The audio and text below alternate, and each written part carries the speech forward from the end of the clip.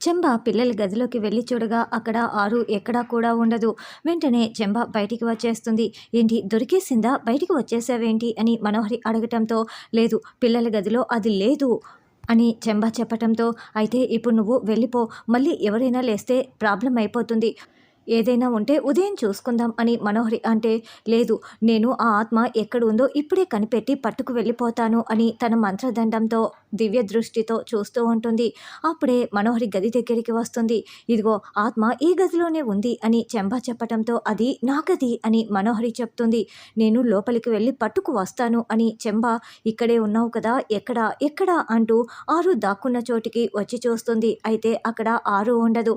చెంబ వేరొక వైపు చూసుకుంటున్నప్పుడు ఆరు ఆ గదిలో నుంచి బయటికి వెళ్ళిపోయి ఉంటుంది. చెంబ ఏమీ కూడా గమనించుకొని ఉండదు.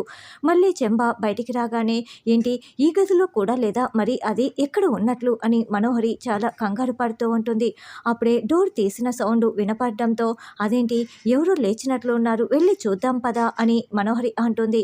అమర్ ఆరు గదిలోకి వెళ్ళి ఆరు ఫోటోని చూసుకుంటూ ఉంటాడు. అమర్ ఆరు ఫోటో ముందర నిలబడి మాట్లాడుకుంటూ ఉంటే, అప్పుడే ఆరు పరిగెత్తుకుంటూ అమర్ దగ్గరికి వస్తుంది.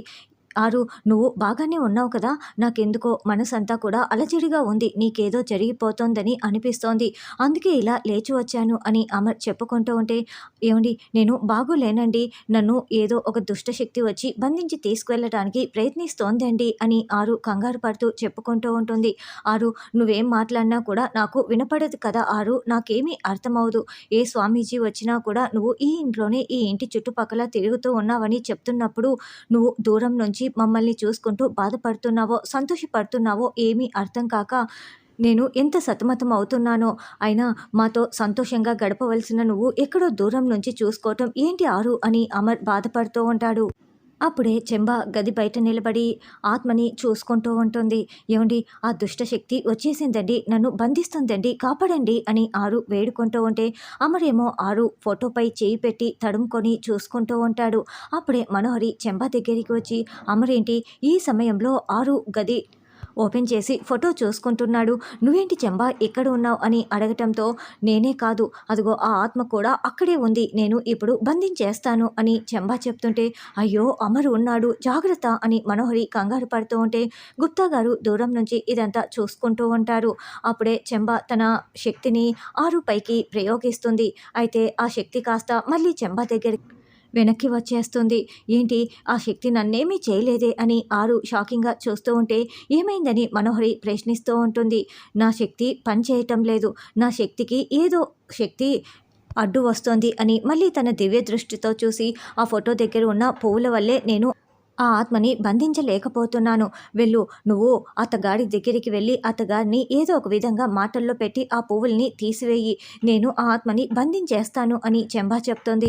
సరే నువ్వు వెళ్ళి పక్కన దాక్కుని ఉండు, నేను వెళ్ళి ఆ నీళ్ళ గురించి పూలని తీసుకొని వచ్చేస్తాను అని మనోహరి అమర్ దగ్గరికి వచ్చి అమర్ భుజంపై చేయి వేసి, అమర్ ఏంటమర్ ఈ సమయంలో నువ్విక్కడా అని మనోహరి ప్రశ్నిస్తూ ఉంటుంది. నువ్వెందుకు వచ్చావు మనోహరి అని అమర్ ప్రశ్నిస్తూ ఉంటే, అప్పుడే గుప్తా గారు ఆరు దగ్గరికి వచ్చి, బాలిక ఆ బాలిక నీ ఫోటో దగ్గర ఉన్న ఆ నీళ్ళ గురించి పూలని తీసివేయటానికే వచ్చుచున్నది, ఆ పూలని తీసివేస్తే ఆ దుష్ట శక్తి నిన్ను బంధించి తీసుకువెళ్తుంది అని గుప్తా గారు చెప్తూ ఉంటారు. అయ్యో ఇప్పుడు ఏం చేయాలి అని ఆరు మరింత కంగారు పడుతూ ఉంటుంది.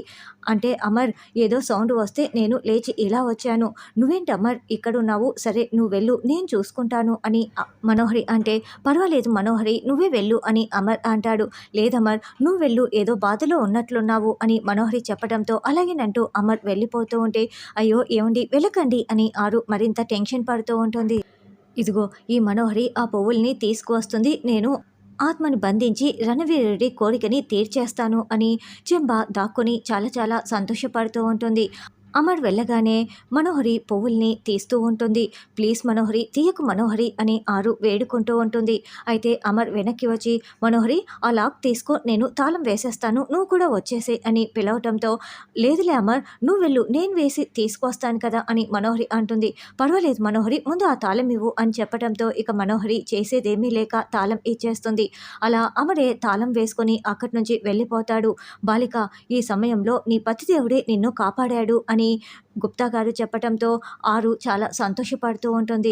తర్వాత అమర్, బాగి, పిల్లలు, రాథోడ్ అందరూ హాల్లో మాట్లాడుకుంటూ ఉంటే గుప్తా గారు ఆరు గార్డెన్లో కూర్చొని ఉంటారు. ఫస్ట్ టైం గుప్తా గారు, నేను రాత్రి ఎంత భయపడిపోయానో అని ఆరు చెప్తూ ఉంటుంది. ఈరోజు నీ స్నేహితురాలు అని గుప్తా గారు చెప్తుంటే, ఎవరు మనోహరియా, చిత్రయా అని ఆరు అడుగుతూ ఉంటే, అప్పుడే యాడ్ షూటింగ్ కోసం డైరెక్టర్లు కారులో అక్కడికి వస్తారు. వీళ్ళెవరు ఇలా వచ్చారేంటి అని ఆరు పరుగులు పెడుతూ గుమ్మం దగ్గరికి వచ్చి చూసుకుంటూ ఉంటుంది. ఏంటి వినోద్ ఏంటి వీళ్ళని తీసుకొచ్చారు అని ఆరు షాకింగ్గా చూసుకుంటూ ఉంటుంది. అన్నయ్య, యాడ్ ప్రమోషన్ షూట్ కోసం వచ్చారు వీళ్ళు అని చెప్పటంతో, ఓ అవునా, మోడల్ ఎవరు అని అమర్ అడగటంతో, చిత్రనే యాక్ట్ చేస్తానని చెప్పింది అని వినోద్ చెప్తాడు.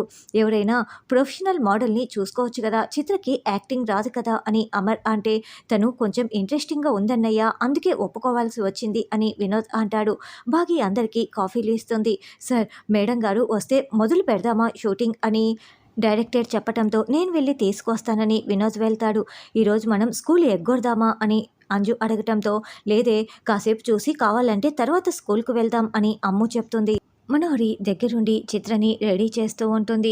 ఏంటి, నువ్వు నాకంటే వెనుక వచ్చి ఈ ఇంట్లో పాతుకుపోతున్నావు అని మనోహరి అంటే, నువ్వు కూడా పాతుకుపోతావులే మనోహరి, త్వరలోనే ఆ మూమెంట్ వస్తుంది అని చిత్ర చెప్తుంది. రేపటి నుంచి మొత్తం నా ఫ్లెక్సీలే ఉంటాయి చూడు, ఊరంతా సిటీ అంతా నా ఫ్లెక్సీలతో దద్దరిల్లిపోతుంది అని చిత్ర చెప్తుంది. అప్పుడే వినోద్ అక్కడికి వచ్చి, చిత్ర నీకోసం ఎదురు చూస్తున్నారు, ఎంతసేపు రెడీ అయ్యేది, అయినా యాక్టింగ్ వద్దంటే నువ్వు వినట్లేదు, అవసరమా, ఇంకోసారి ఆలోచించు అని వినోద్ అంటే, నీకేం తెలీదు వినోద్, నేను చూడు యాక్టింగ్ ఎలా అదర్ కొడతానో చూస్తూ ఉండు అని చిత్ర అంటుంది. సరే పద వెళ్దాం అని మనోహరి, చిత్ర ఇద్దరు అక్కడికి వస్తారు.